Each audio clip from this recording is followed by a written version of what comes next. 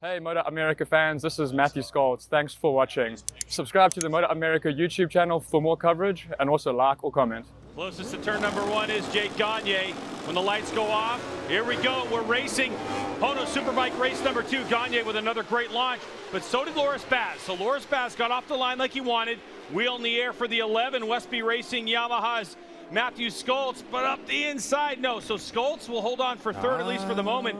But position, side by side they go. So Gagne leads, Baz in second spot, and Scholz, as things sort out, gets ahead of Cam Peterson. Yeah, it was close, wasn't it? Him and Cam were really close at the second apex of turn 2, but Scholz does do what he needs to do.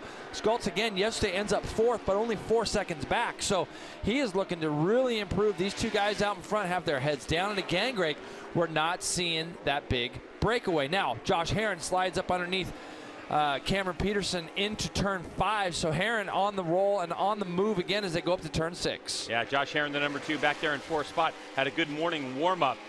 So we expect him to start making some moves forward. A look at our weather, perfect conditions for racing. Into the corkscrew for the first time.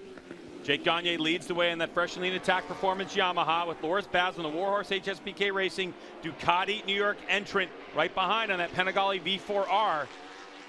And this is the time where Gagne can just put his head down and throw these laps down. But wow, that was really good on the entry to 10. I could see that he was able to get that bike committed in there early on that Ducati. A little bit different line, but definitely gained a little space. And again, Greg, we're not seeing that 1 second gap. This is going to be 0.3 at best as they come across the line for lap number 1. Herrin does a nice job of pulling himself back up into that spot that he needs to be in. Oh, he was thinking about trying to go down the inside of Baz, but just in there a little bit deep. Gets the thing in there and turned. Ooh, yeah, so Herrin a little bit out of shape trying to get around Matthew Scholz.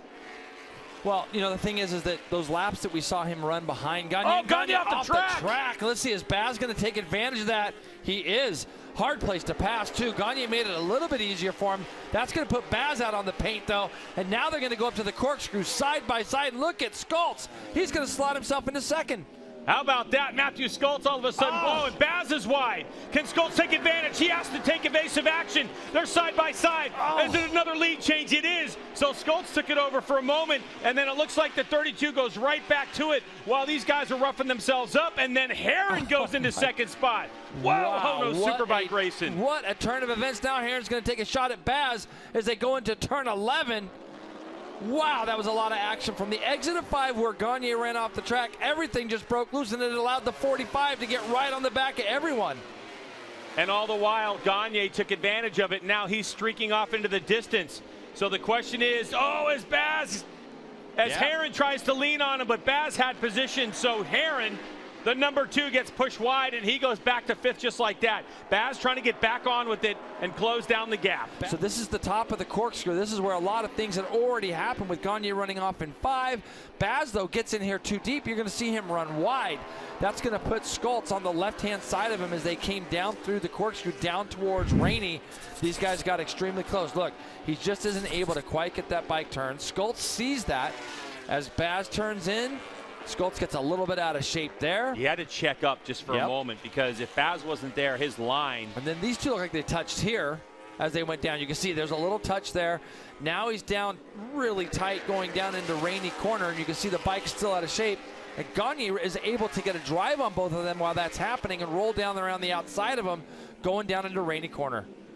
And Gagne just took advantage of it, and he started to get away. But right side of your screen, you can see where Baz has reeled Gagne in, and look how good Scholz is looking right now. Yep. And talking to the Westby team, there were several things they wanted to work on in morning warm-up for Matthew Scholz, but they were all very minor things. But one of them was to lengthen that Yamaha R1 out just a little bit to give it more stability under braking into the corner. Well, no stranger to Hector Barber is Tony Elias. They're actually really good friends, so he's got a front row seat to his old buddy's progress this weekend. So far for Tony, though, it's been a tough weekend.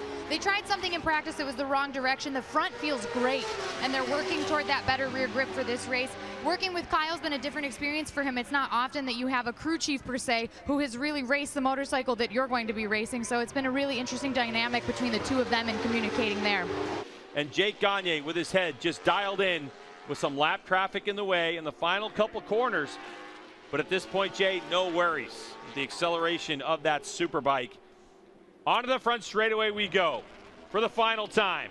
The checkered flag awaits Jake Gagne, and he will take 9 race wins in a row and his 9th of the season. And for Matthew Skoltz, a great ride put together for the Westby team, and what a way to take a 2.5-week break for the crew out of Georgia. Cam Peterson crossed the line. It looks like Herron got back through because Bobby Fong was ahead of Herron. And you can see Bobby Fong now coming out of turn 11.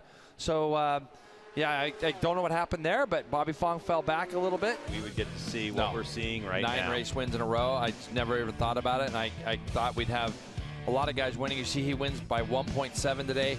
Matthew Skoltz, good weekend. Cam Peterson ends up bringing it 4th. Herron, nice recovery, 5th. Fong, Elias, Barbara. And it looks like Tony got the better of Hector there at the end. Travis Wyman, first of our Superbike Cup competitors, as we saw, ends up 9th.